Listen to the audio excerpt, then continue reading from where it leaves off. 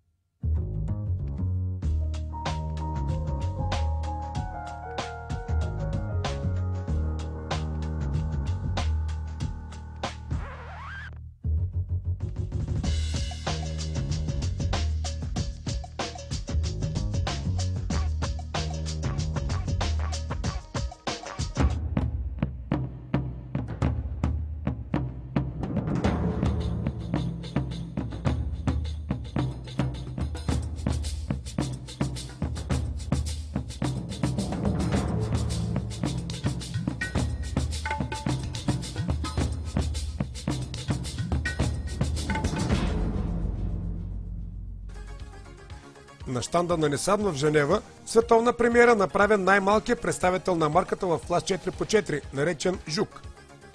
Това е напълно нов компактен кросовър, построен на базата на концепцията Казана, показана пак тук в Женева миналата година.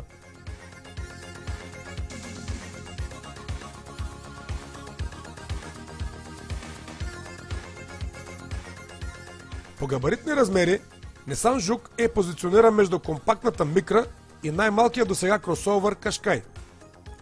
Сглобяването му ще става във фирмения комплекс на марката в Съндърленд, Великобритания, заедно с моделите Qashqai, Qashqai Plus 2 и Note.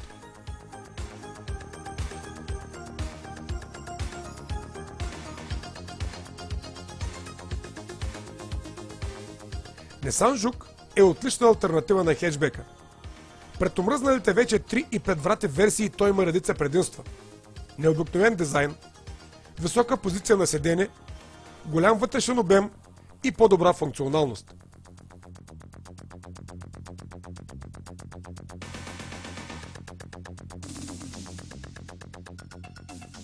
Дължината на Нисан Жук е точно 4 метра.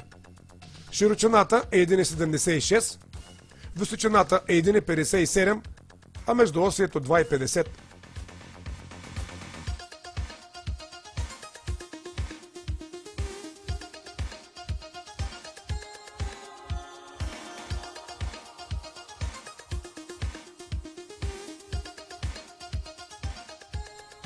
Интериорът на новия автомобил, разбира се, е с много по-земно оборудване спрямо този при Казана.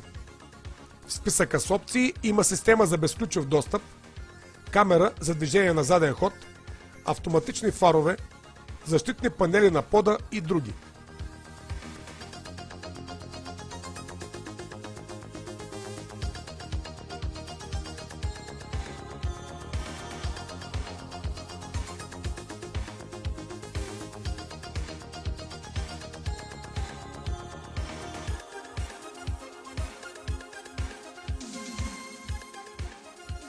Базовата версия на Нисан Жук се задвижва от 1,6 литров бензинов двигател с максимална мощност 117 конски сили и 157 Нм максимален въртящ момент.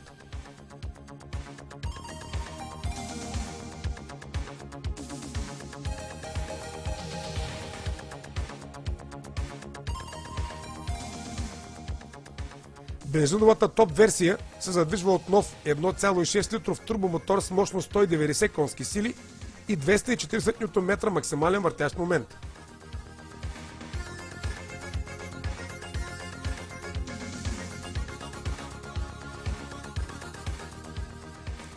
Дизеловата версия е оборудвана с 1,5 литров двигател от серията DCI с мощност 110 конски сили и 240 Нм максимален въртящ момент.